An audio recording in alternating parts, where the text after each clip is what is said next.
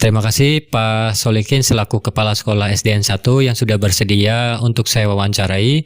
Ada beberapa Pak yang ingin saya wawancara Pak mengenai pengambilan keputusan. Untuk pertanyaan yang pertama Pak, selama ini bagaimana Bapak dapat mengidentifikasi kasus-kasus yang merupakan dilema etika dan bujukan moral? Terima kasih atas waktunya kepada Pak Ferry yang mewawancari saya tentang bagaimana itu mengidentifikasi kasus yang merupakan dilema etika atau bujukan moral. Yang mana dilema etika itu ada suatu permasalahan kasus di mana kedua kasus itu adalah sama-sama pentingnya. Itu adalah merupakan dilema etika. Kemudian bujukan moral, kalau tentang bujukan moral itu ada dua permasalahan atau yang harus dipecahkan. Yang pertama itu adalah kasus yang apa ya, artinya permasalahan yang bagus atau yang perlu didukung. Tetapi kalau bujukan moral itu ada tentang pelanggaran yang telah dilakukan, seperti itu Pak Ferry. Baik Pak, pertanyaan nomor 2. Selama ini bagaimana Bapak menjalankan pengambilan keputusan di sekolah Bapak? Terutama untuk kasus-kasus di mana ada dua kepentingan yang sama-sama benar atau sama-sama mengandung nilai kebajikan. Terima kasih.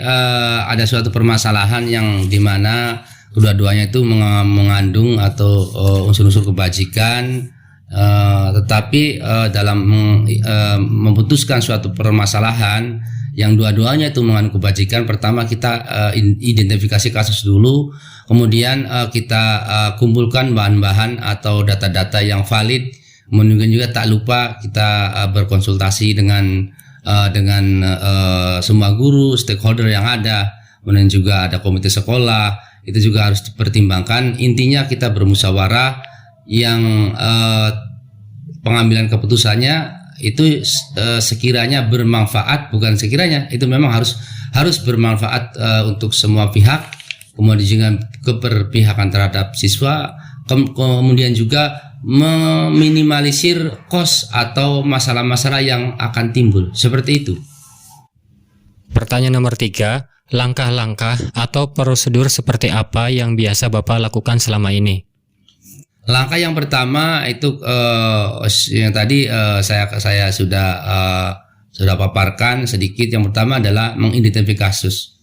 Skala prioritas itu harus. Kemudian juga menggali informasi dari berbagai pihak. Kemudian juga berusaha memecahkan permasalahan itu sesuai dengan skala prioritas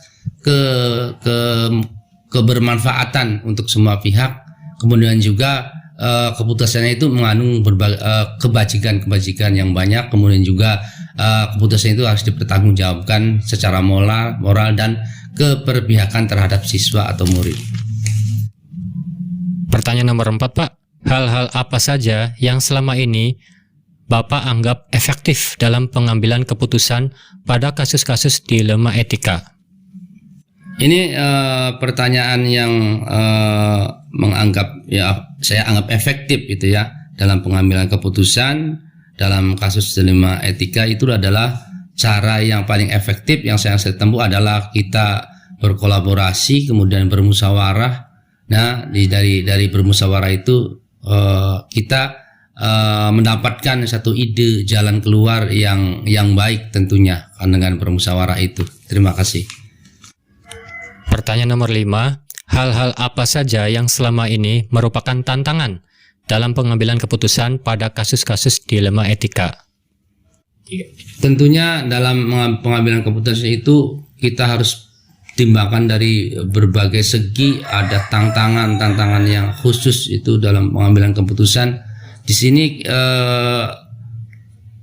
tadi sudah langkah-langkahnya itu kan sebelum kita mengambil keputusan itu sudah saya paparkan di atas.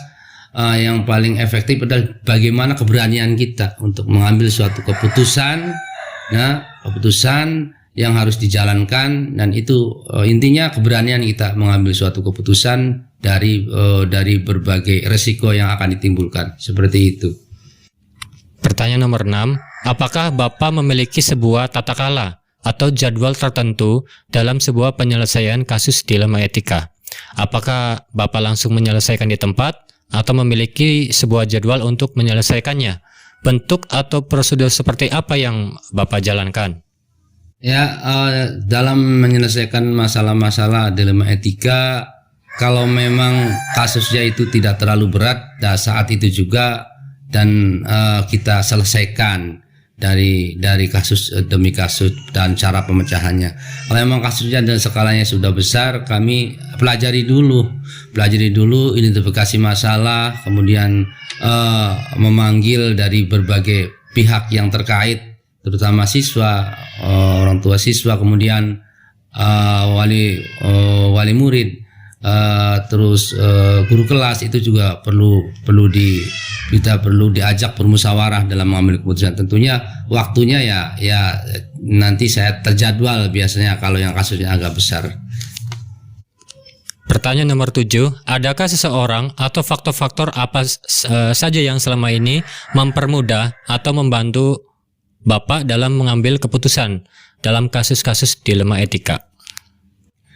Ya, tentunya dalam setiap pengambilan keputusan itu ada kesulitan juga ada kemudahan. Di sini alhamdulillah banyak yang membantu dalam pengambilan keputusan. Tentunya diawali dengan bermusyawarah, melontarkan suatu ide-ide dan gagasan, kemudian juga pendapat. Di situ kan adalah mempermudah kita dalam memutuskan permasalahan dilema etika. Dari semua hal yang telah disampaikan, kita sudah di pertanyaan penghujung ya Pak, nomor 8. Pembelajaran apa yang dapat Bapak petik dari pengalaman Bapak mengambil keputusan dilema etika? Pengalaman yang didapat dari pengambilan keputusan dilema etika, satu, kita memberikan satu wawasan terhadap diri saya sendiri dan para guru dalam memecahkan suatu permasalahan. Kemudian juga bagi orang tua siswa merasa terbantu karena ini ada suatu permasalahan, tapi kedua-duanya itu sangat bermanfaat. Dan ini juga banyak dukungan dan dari semua pihak yang membantu dalam memecahkan masalah. Terima kasih. Baik Pak, terima kasih atas kesempatan dan waktunya dan sudah berkenan untuk saya wawancari. Saya pamit izin ya Pak. Terima kasih. Ya. Terima kasih pada Pak Ferry yang telah mewawancarai saya. Mudah-mudahan yang saya paparkan tadi itu dapat bermanfaat bagi Pak Ferry sebagai calon guru penggerak, dan mudah-mudahan juga bisa ditularkan ilmunya ke sesama CGP, dan kami juga merasa terhormat untuk diwawancarai tentang masalah pembelajaran dan masalah yang lainnya tentang dilema etika.